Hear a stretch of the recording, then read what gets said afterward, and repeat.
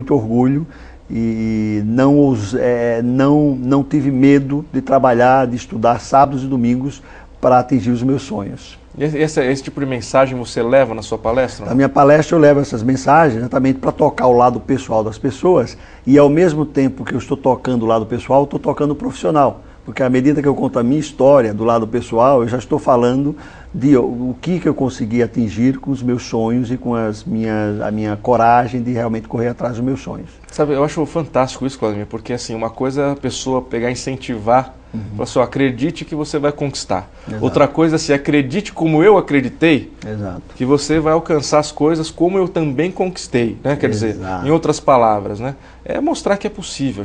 Eu tenho visto muitas pessoas realmente não acreditando em si próprias, né? Não acreditando no seu potencial, às vezes achando que aquele sonho é grande demais. De repente, né, você veio de Arapiraca, interior do Alagoas, e de Arapiraca você foi parar em Orlando, na Flórida, Estados Unidos, né, para atuar numa das maiores empresas multinacionais do mundo, chamada Disney, né?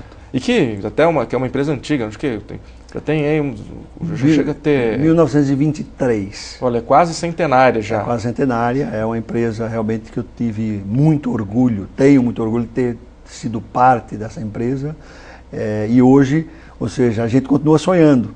Hoje o meu grande sonho é a minha empresa e por acaso o nome da minha empresa é Seeds of Dreams, lá nos Estados Unidos, que significa sementes de sonhos. Então eu te diria, numa analogia, numa metáfora, que as minhas palestras é uma forma de jogar sementes e as pessoas que estiverem preparadas recebem essas sementes e passam adiante.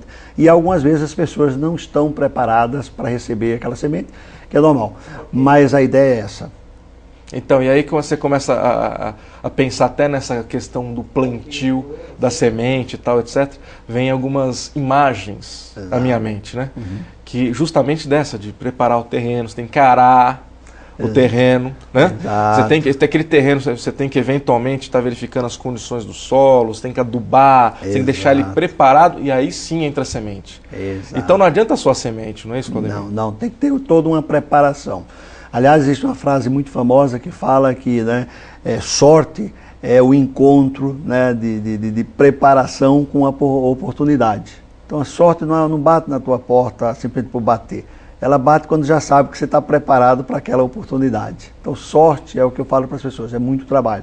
Mas você tocou num assunto super importante, que é essa área de você primeiro preparar o terreno. É muito importante. Então, agora você comentou uma coisa que eu lembrei, uma frase que um chefe meu falou para mim, 15, 16 anos atrás, né? Eu estava num momento de início de carreira, ambição a mil, né? E ele pegou e falou o seguinte, falou, olha, oportunidade é igual a um trem. Você tem que estar no lugar certo, na hora certa e pronto para embarcar. Senão você perde. Né? Você tem que estar com a passagem na mão, você tem que estar com a mala feita, você tem que estar de pé lá na estação. Quer dizer, esse é o preparar o solo. Né? As pessoas às vezes reclamam que a sorte não surge. Eu queria ganhar na Mega Sena, mas o cara não se dá o trabalho nem sequer de comprar o bilhete. Né? Como é que ele vai querer ganhar na Mega Sena? Qual que é que dica você pode dar, dica prática para que as pessoas que estão nos assistindo, né? O primeiro passo para preparar esse solo, né? Para receber as sementes, para receber o tipo de influência positiva? O mais importante é a pessoa saber o que ela quer, que é talvez a parte mais difícil. Porque uma vez você determinou qual é o teu sonho, você determinou qual é a tua área, fica mais fácil, naturalmente, você correr atrás desses sonhos. E depois que você determina, então, onde é que você vai plantar o teu sonho, entendeu? Tem uma coisinha que as pessoas precisam aprender a fazer, que é ação. Eu costumo dizer que o mundo não gira se você não agir. Você precisa pensar, falar, e a terceira e mais importante fase do processo de realizações. Você precisa fazer. E muita gente fala muito, pensa muito, mas na hora do vamos ver não faz absolutamente nada. Olha, vamos fazer o seguinte, Claudemir. Nós vamos fazer uma pausa para um breve intervalo, mas na volta nós vamos falar sobre, inclusive, um exemplo de uma pessoa que fez todos esses pontos, inclusive agiu, que é o Disney, certo? Exatamente. Mas daqui a pouquinho. O programa Tendência volta já já.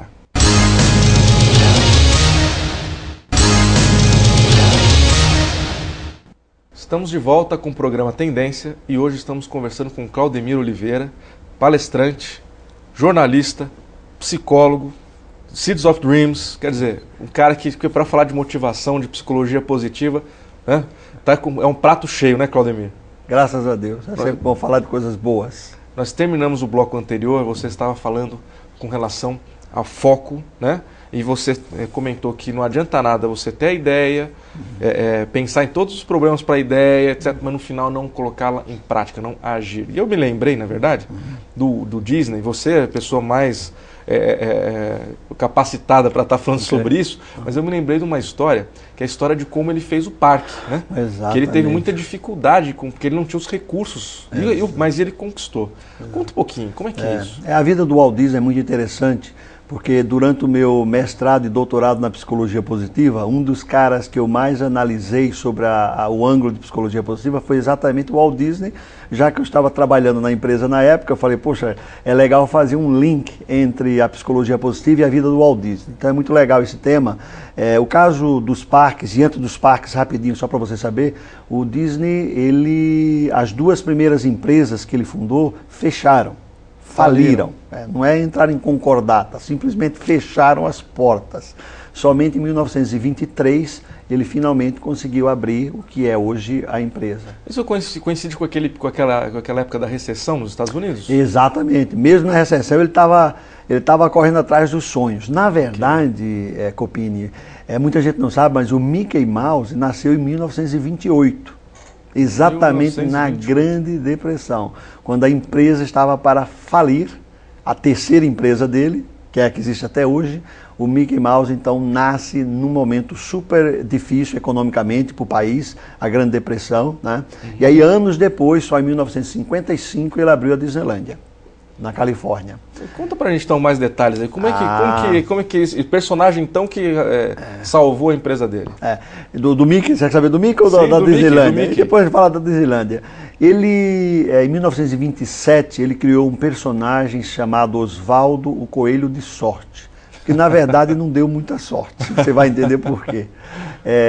Um ano depois, ele abriu a empresa em 23. Entre 23 e 1927, ele estava tentando fazer alguma coisa que desse sucesso. Finalmente ele conseguiu fazer o Osvaldo, né? Aí beleza, falou, poxa, agora posso respirar, né? No final do ano, ele foi renegociar o contrato do Osvaldo. E ele foi com a faca e o queijo na mão, dizendo, agora eu vou pedir o que eu acho que mereço. Quando ele fez a proposta para a renegociação do contrato, para surpresa dele, a empresa que distribuía o desenho, que era Universal, por incrível que pareça, que hoje é grande concorrente da Disney, disse que não renovaria e que, inclusive, para renovar, só renovaria se pagasse menos do que tinha pago no ano anterior. Aí o Disney ficou meio assustado, mas como assim? Não é um sucesso o desenho? É um sucesso. E por que você vai baixar, inclusive, o que eu já ganhava? Eu falei, vou baixar porque a gente quer. E se você não quiser fazer, Disney, não tem nenhum problema, nós o faremos. E aí o Disney ficou assustado, porque o Disney falou, não, mas esse desenho é meu. E aí veio a grande lição do Walt Disney da vida dele, que no contrato que ele tinha assinado no ano anterior, havia uma cláusula que dizia que o personagem pertencia à distribuidora e não ao criador. Ele acabava de perder tudo o que ele tinha. E aí entra a psicologia positiva. O cara, ou seja, não desistiu, perdeu tudo, né? Uma viagem de trem, porque ele negociou em Nova York, ele vivia em Hollywood. Na volta, o trem passa exatamente pela área onde ele viveu a infância dele. E aí o Walt Disney se lembra de um camundongo que todos os dias vinha à mesa dele e ele alimentava. E aí surgiu a ideia de fazer um personagem, ele desenhou no próprio trem nessa viagem, que durava 3 dias, né? Chegou para a esposa, sempre tem que ter uma mulher atrás de uma história linda, né? Sem dúvida. As esposas são fundamentais, né, para os homens de sucesso. Exatamente. Entregou, mostrou para Lily e falou, Lily, o que você acha desse personagem se chamar Mortimer Mouse? Mortimer Mouse. Você já imaginou você ir para a Disneylândia hoje assim, eu vou ver o Mortimer Mouse? Que horror, né? Ó, filho, esse é o Mortimer. Exatamente, pô, não é nome. E aí a esposa falou, Mortimer Mouse? Isso é muito feio. que